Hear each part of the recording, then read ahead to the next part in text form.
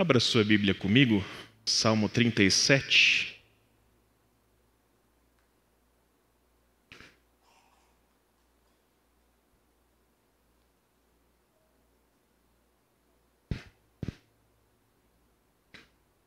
Eu quero ler com você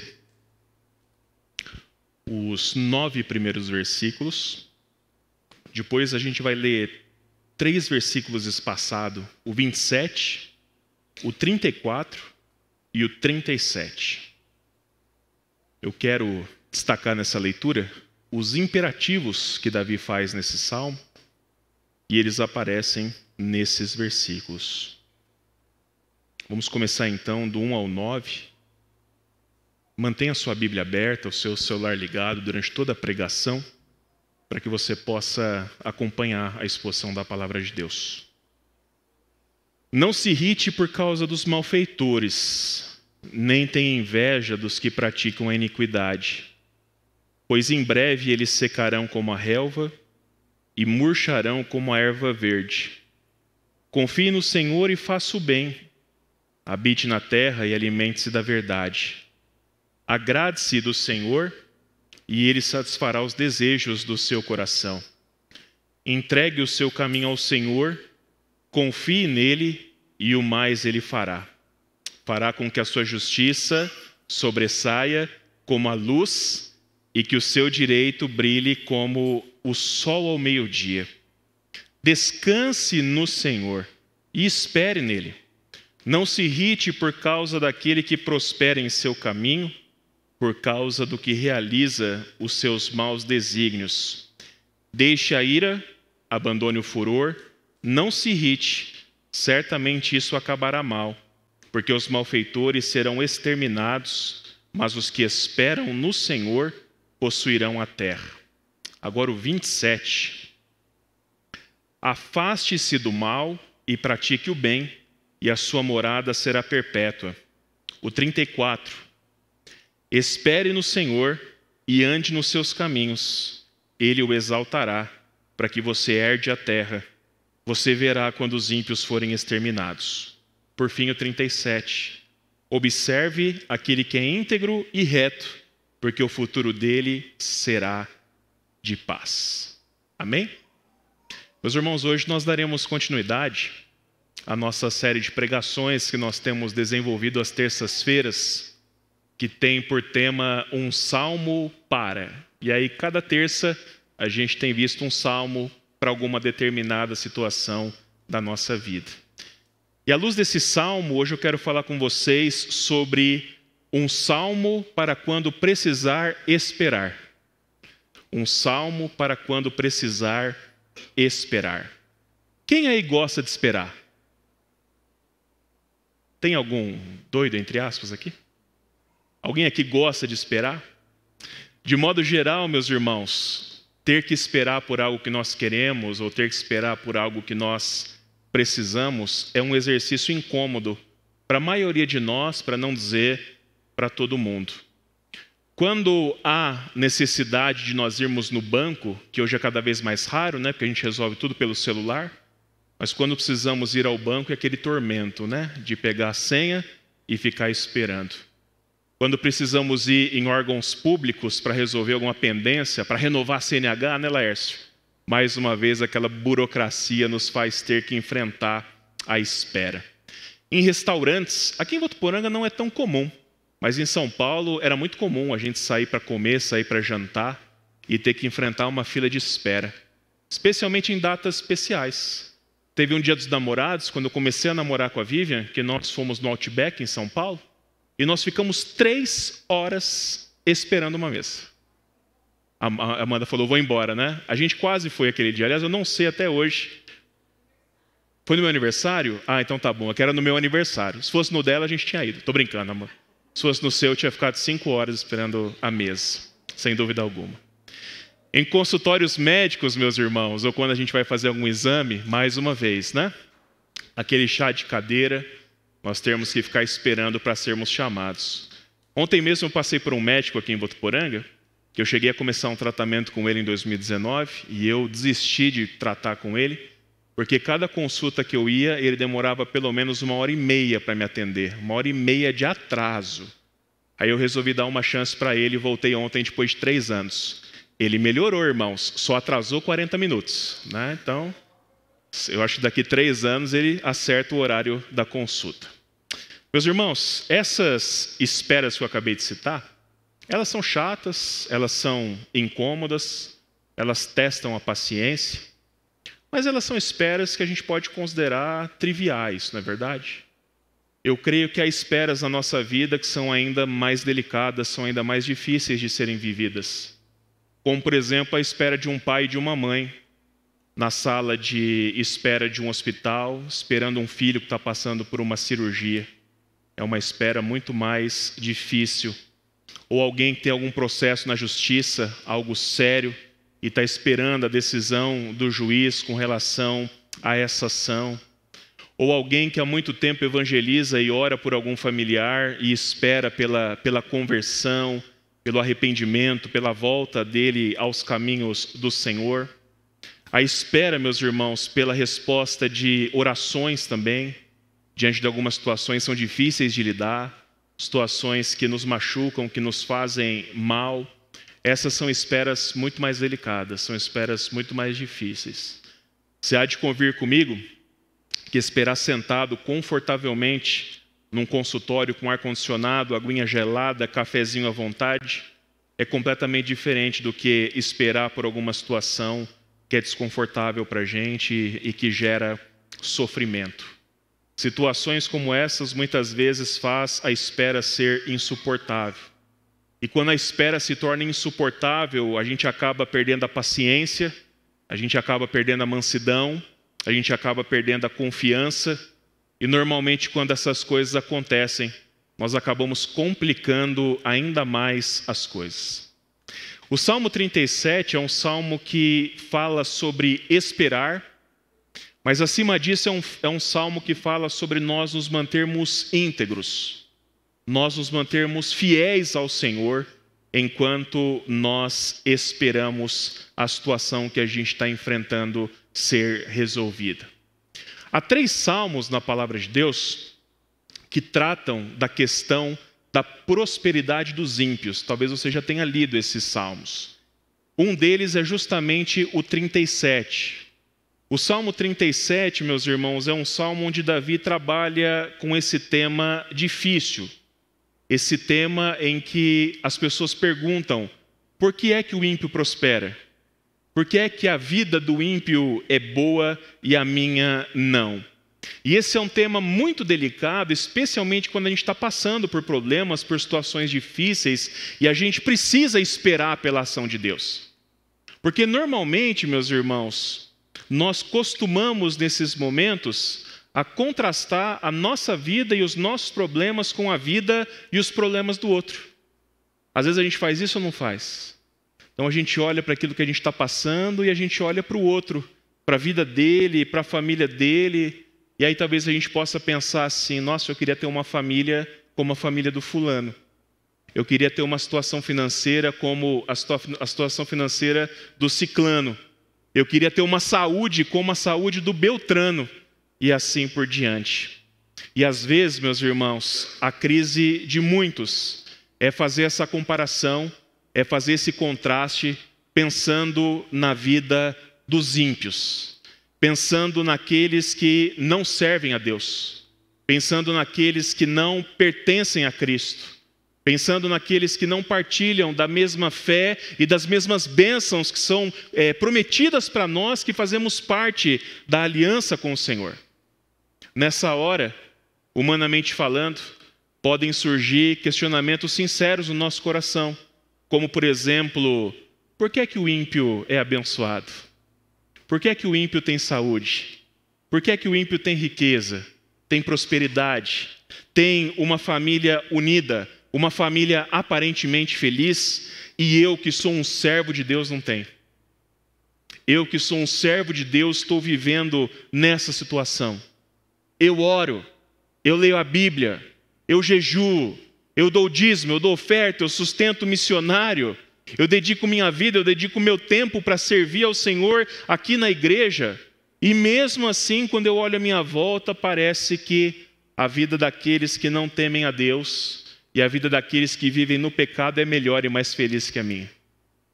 Eu não sei se você já passou por isso, já teve esse sentimento, já teve esse pensamento, mas ao longo da história muita gente teve, especialmente os justos na época de Davi. Diante disso, há tentações que podem surgir.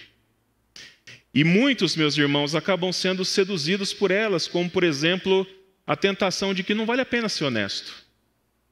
Então, eu estou sendo honesto nos meus negócios, eu pago meus impostos tudo direitinho, está tudo certinho, e eu estou nessa situação, nessa miséria, vendo meu negócio quase falindo, e o meu vizinho aqui, sonegando imposto, tudo de errado, trazendo mercadoria sem nota do Paraguai, e o cara está aí andando de Hilux, casa com piscina, rancho em Cardoso e uma série de outras coisas. Outra coisa, meus irmãos, a gente pode ser tentado também a pensar que não vale a pena honrar o nosso casamento, não vale a pena honrar a nossa família. Podemos ser tentados também a chegar à conclusão de que não há diferença alguma entre a vida do justo e a vida do ímpio, e que andar com Deus e servir ao Senhor acaba sendo uma tolice, acaba sendo uma perda de tempo. Em outras palavras, no bom português, é aquela frase que muita gente repete: não vale a pena ser bonzinho, porque bonzinho só quebra a cara, bonzinho só se ferra, bonzinho só se lasca. Aí a pergunta diante do Salmo é: será? Será que é assim? Será que não vale a pena perseverarmos no caminho da justiça? O propósito de Davi, meus irmãos, já sendo um homem mais velho, já sendo um homem mais experiente, quando ele escreveu esse salmo, é nos mostrar que para o crente, independente da situação, independente da circunstância, sempre vale a pena esperar no Senhor e pelo Senhor. Amém? É isso que Davi tem como propósito nos mostrar. Que para nós sempre vale a pena esperar no Senhor e pelo Senhor.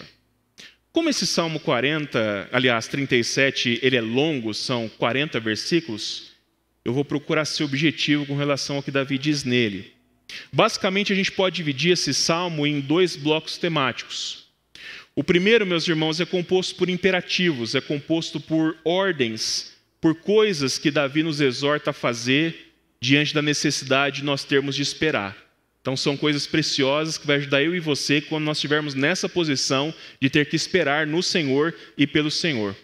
O segundo deles, que ocupa a maior parte do Salmo, é um contraste que Davi vai fazer entre os ímpios e os justos, mostrando o que em Deus tem reservado para nós e tem reservado para eles, como uma maneira de argumentar, como uma maneira de nos convencer a nos mantermos fiéis e íntegros ao Senhor e nos caminhos do Senhor, enquanto nós esperamos nele. E eu quero começar justamente mostrando para você esse contraste. Se você ler o Salmo todo, e eu desafio você a ler na sua casa depois, você vai perceber que dos versículos 10 a 40, Davi ele vai falar uma série de coisas sobre os justos. E eu listei essas coisas. Ele diz que os justos possuirão a terra, como cumprimento da promessa da bem-aventurança de Mateus 5,5, quando Jesus fala: bem-aventurados os mansos, porque eles herdarão a terra. O manso é uma pessoa que sabe esperar e ele é honrado por Deus. Davi diz ainda que os justos terão alegria e abundância de paz, terão os braços sustentados pelo Senhor. Então você que está batalhando e esperando no Senhor, tem uma promessa de que Deus vai sustentar os seus braços. Davi diz que o Senhor conhece todos os dias do justo, todos os dias, os bons e os ruins. Davi fala que a herança do justo permanece para sempre. O justo não é envergonhado nos tempos difíceis, pelo contrário, ele é sempre honrado pelo Senhor. Os justos são fartos nos dias da fome. Os dias difíceis podem chegar, os dias de escassez podem chegar, mas aqueles que são justos diante do Senhor experimentam fartura. Não vêm seus mantimentos, aquilo que ele precisa para viver, se esgotando. Davi ainda diz que os justos são compassivos e misericordiosos. Têm seus passos firmados pelo Senhor. Não ficam prostrados, pois o Senhor os segura pela mão. Jamais ficam desamparados e sem sustento. A sua descendência é uma bênção. Sabedoria e justiça saem da sua boca. Fala ainda que para o justo, com a lei de Deus no coração, ele não vacila nos seus passos, permanece firme naquilo que Deus tem para ele. Davi fala que o justo terá paz no seu futuro. E por fim, lá no final do Salmo, ele ainda diz que o Senhor será sua salvação e fortaleza em tempos de angústia, que o Senhor os ajudará e os livrará. É pouco ou muita coisa? É muita coisa, né, meus irmãos? É muita coisa. Isso é a bênção de Deus sobre a vida do justo. Sabe quantas coisas são faladas sobre os ímpios, meus irmãos? Sobre aqueles que às vezes a gente tem inveja, a gente queria ter a mesma vida, queria ter o que a pessoa tem, etc. e tal. São apenas 3 coisas que Davi fala. E elas são repetidas várias vezes ao longo do Salmo. Essas 3 coisas são as seguintes: os ímpios serão destruídos, exterminados e desaparecerão. Davi fala disso várias vezes. Davi fala que o mal que eles intentam contra os justos se voltará contra eles. E Davi fala ainda, meus irmãos, que o Senhor dá risada dos ímpios porque conhece o destino deles. Os ímpios traçam planos maus, os ímpios acham que tudo que eles conquistaram foi pela força deles, pela própria capacidade deles, excluem o Senhor da jogada, entendem que não precisam de Deus para viver, para serem felizes. E Davi fala, Deus dá risada deles, porque conhece o seu destino. Em outras palavras, o propósito de Davi é dizer para mim e para você o seguinte: não se enganem, não se enganem. Vocês acham que os ímpios são mais prósperos e abençoados que vocês, mas eles não são. Eles não são. Independente do que eles têm, independente do que eles fazem, independente da condição deles. Quem pertence ao Senhor e anda como justo nos seus caminhos, Davi vai dizer que é infinitamente mais abençoado e terá um futuro e um destino muito melhor do que os ímpios. Amém? Essa é a primeira coisa que Davi quer que eu e você saibamos para nos dizer que vale a pena viver como justo enquanto nós esperamos no Senhor. Além desse contraste, Davi ele faz também 11 imperativos. Ele nos dá 11 ordens, meus irmãos, que se a gente obedecer, elas vão nos ajudar a gente continuar sendo íntegro e justo enquanto a gente aguarda e espera pela ação de Deus na nossa vida. Os primeiros imperativos que eu quero falar, eles estão dentro de uma mesma temática, versículos 1 e 2, depois 8 e 9. Diz assim: não se irrite por causa dos malfeitores, nem tenha inveja dos que praticam a iniquidade, pois em breve eles secarão como a relva e murcharão como a erva verde. 8 e 9. Deixe a ira, abandone o furor, não se irrite, certamente isso acabará mal, porque os malfeitores serão exterminados, mas os que esperam no Senhor possuirão a terra. Primeira ordem de Davi: não se irrite, deixe a ira, abandone o furor, e ele repete, não se irrite. A primeira ordem dele é, quando você tiver que esperar no Senhor, faça tudo o que você puder para conservar a sua mansidão. Faça tudo o que puder para conservar a sua mansidão. Não perca o controle. Não deixe ser dominado pela ira, pela impaciência, pela irritação. Meu irmão, minha irmã, a nossa capacidade de esperar, ela está fortemente ligada às nossas emoções. Você concorda comigo? A nossa capacidade de esperar está fortemente ligada às nossas emoções. Se as nossas emoções estiverem sob controle, sem dúvida alguma, a nossa capacidade de esperar vai ser muito maior.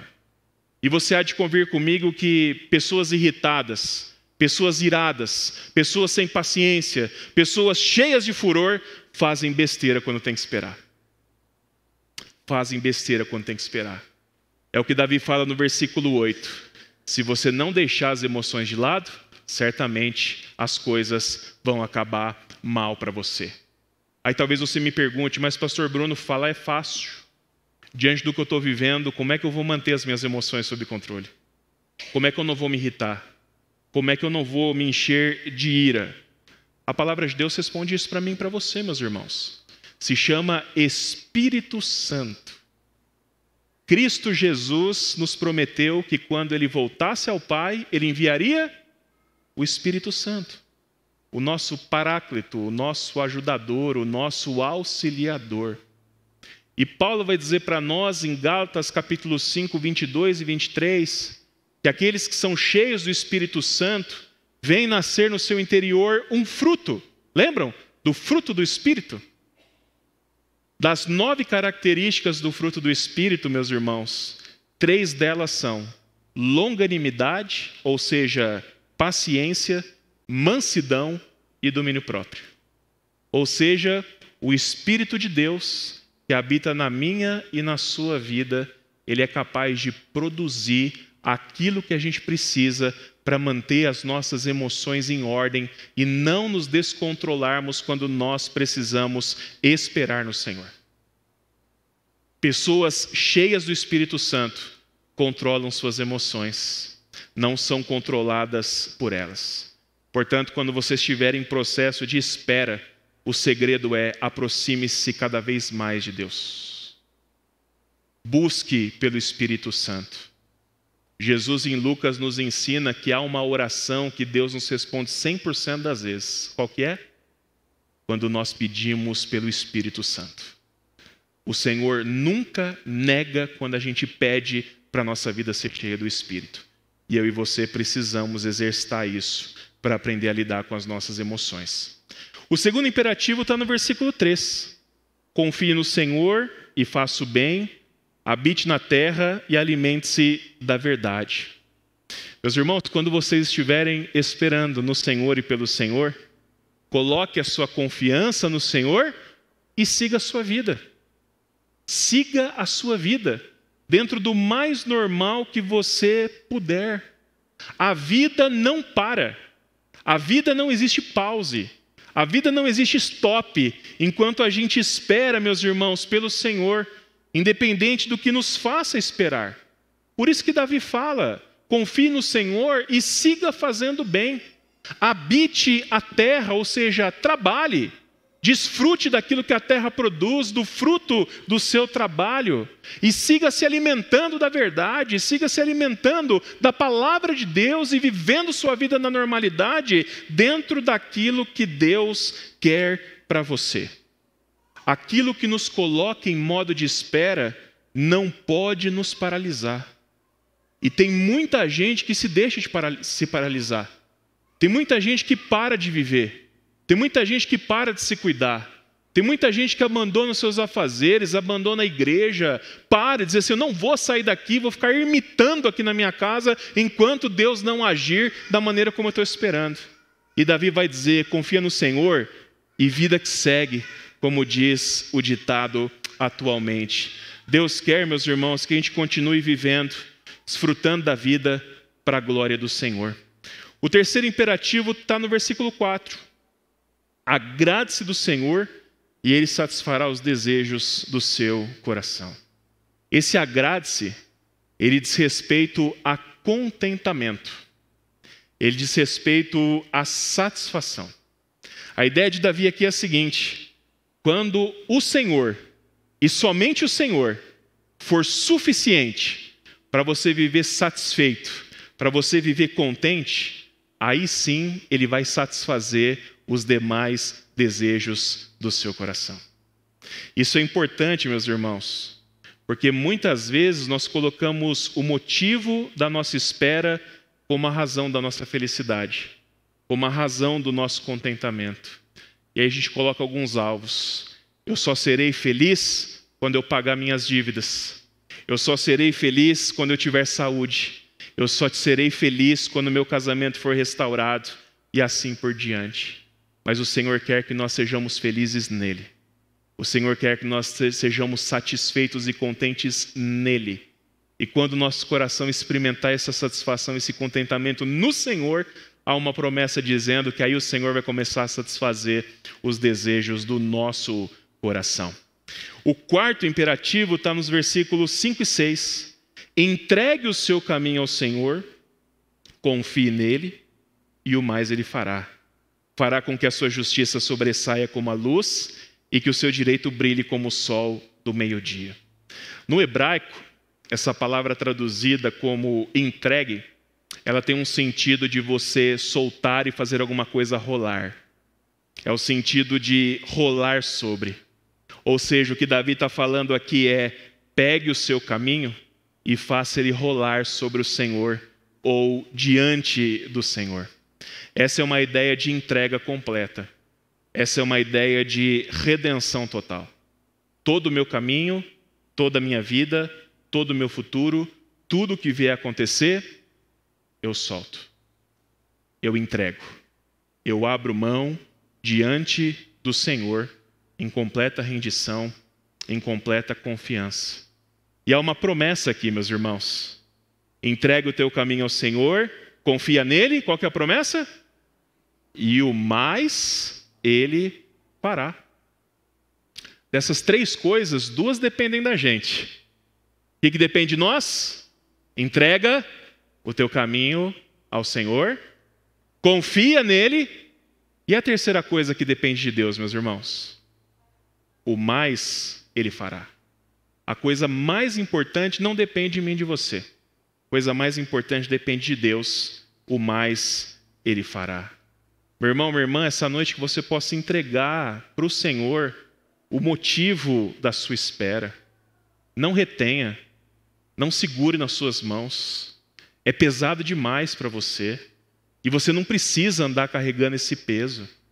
O próprio Senhor Jesus, em Mateus 11, 28, nos convida a entregar a Ele todos os fardos que nos cansam, todos os fardos que nos sobrecarregam.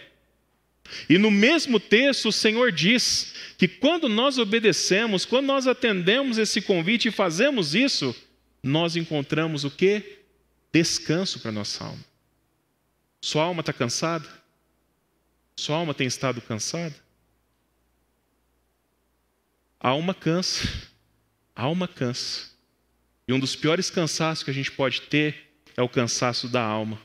E Jesus nos convida, meus irmãos, e Ele quer que nós deixemos rolar esses fardos aos pés dEle, confiando nele e confiando que o que a gente precisar, Ele vai fazer para que a gente encontre paz e para que a gente encontre descanso.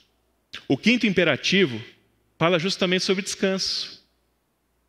Descanse no Senhor, versículo 7. Descanse no Senhor e espere nele. Não se irrite por causa daquele que prospera em seu caminho, por causa do que realiza os seus maus desígnios. Veja que interessante. A palavra traduzida aqui como descanso tem o sentido de calar, aquietar e ficar em silêncio. Aquiete-se, fique em silêncio diante do Senhor. Pare de reclamar. Pare de murmurar. Pare de se debater na presença do Senhor.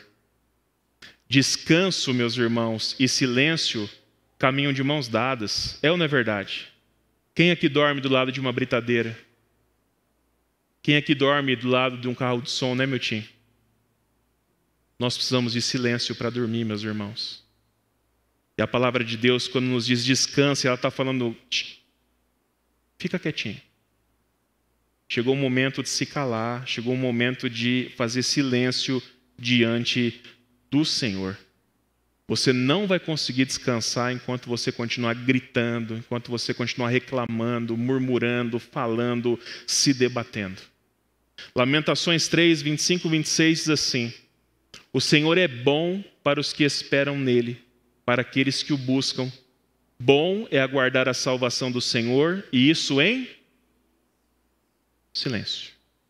Aguarde a salvação do Senhor, e isso em silêncio. Descansar é aquietar o coração e o espírito, e ficar em silêncio diante de Deus, esperando com confiança a ação do Senhor na sua vida. Amém? Que Deus nos ajude, porque não é fácil, mas que Deus nos dê graça para a gente poder silenciar e aquietar o nosso coração na presença dEle. Já estou acabando. Sexto imperativo versículos 27, 34 e 37. Afaste do mal e pratique o bem, espere no Senhor e ande nos seus caminhos, observe aquele que é íntegro e reto.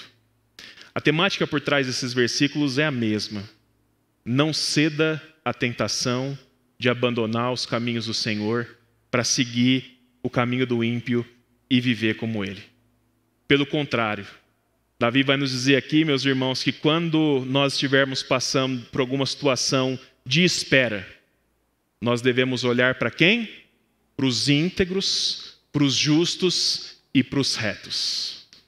A gente olha para aqueles que compartilham da mesma fé que a gente, da mesma esperança, de forma especial para irmãos mais maduros, irmãos que já passaram por aquilo que a gente está passando, irmãos que já têm sabedoria no Senhor para esperar e para lidar com essa situação.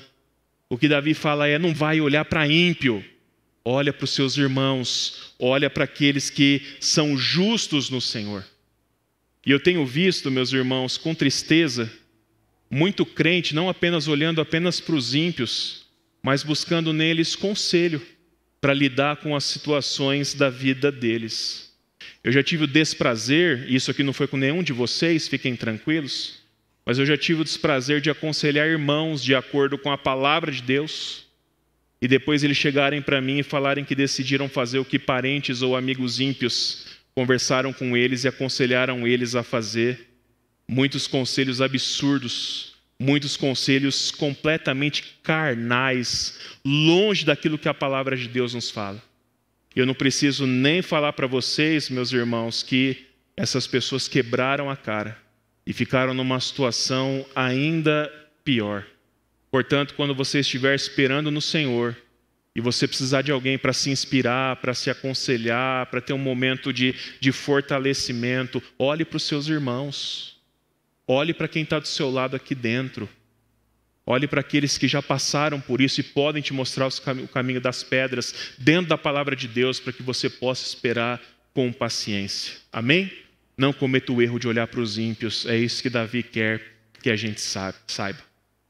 Por fim, eu quero concluir falando para você o significado da palavra esperar no hebraico. E olha que coisa curiosa. Eu já estava com esse texto no coração, já tinha escolhido falar sobre esse tema. E aí hoje pela manhã eu abri o meu Instagram e um dos meus amigos do Instagram compartilhou um Reels em que a pessoa estava dizendo justamente isso. No hebraico, a palavra entregar, esperar, significa tal coisa, tal coisa, tal coisa, tal coisa. Eu falei, meu Deus, olha só, né? Então, Deus fala com a gente até por Reels no Instagram, né? Mas não fala na hora do culto, viu? Então, você vai olhar o Reels lá fora. E eu quero falar com você, então, sobre o significado da palavra esperar no hebraico. Alguém aqui já brincou de corrida de 3 pernas? Sabem o que é isso? Talvez você conheça por outro nome, mas talvez você já brincou. É aquela brincadeira que você brinca em dupla, aí você amarra a sua perna com a perna do seu parceiro, e aí vocês têm que correr juntos até chegar na linha de chegada. Acampamento, a gente brincava muito disso. Nessa brincadeira, meus irmãos, você depende muito do seu parceiro, não é verdade? Você não faz nada sozinho. Se ele parar, você para. Se ele cair, você cai. Se ele andar, você anda. Se ele correr, você corre.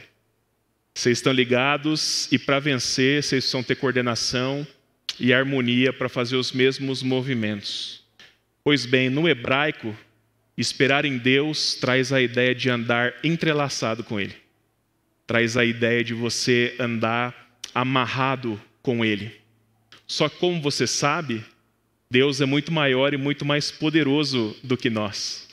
Não tem como nós arrastarmos o Senhor até a linha de chegada. Nós precisamos andar em sincronia com Ele. Nós precisamos aguardar a movimentação do Senhor para a gente avançar. Se Ele anda, nós andamos. Se Ele corre, nós corremos. Se Ele para, nós paramos. Se Ele dá um passo para trás, a gente dá também. E se a gente tenta correr sem Ele, o que acontece? A gente cai, meus irmãos. Esperar em Deus é justamente aguardar pela movimentação do Senhor. No tempo do Senhor. Segundo a vontade do Senhor. E isso é o melhor que eu e você podemos fazer por pelo menos 2 motivos. Primeiro, porque a vontade de Deus é boa, perfeita e agradável, e o tempo do Senhor é sempre exato. É sempre no melhor momento possível. Crendo e sabendo disso, eu quero ficar ao lado de Deus e esperar o Senhor caminhar para eu caminhar junto com Ele. Eu não quero deixá-lo para trás, não quero tentar correr sem o Senhor. O segundo motivo, meus irmãos, preste atenção. Independente se nós estamos parados, andando ou correndo, nós estamos amarrados ao Senhor. Nós estamos ligados ao Senhor, ao lado do Senhor. E ao lado do Senhor, enquanto nós esperamos a segurança, a provisão, a paz, a proteção, a fortalecimento e tudo aquilo que eu e você precisamos. Portanto, esperar em Deus para nós é uma bênção. Porque enquanto nós esperamos o Deus que está amarrado com a gente aqui do nosso lado, Ele vai nos suprindo e dando tudo aquilo que a gente precisa até o tempo exato dele agir na nossa vida chegar. Portanto, entregue o caminho e o ritmo da sua espera a Deus, confie nele e o mais Ele vai fazer. Amém? E Deus assim nos abençoe, meus irmãos.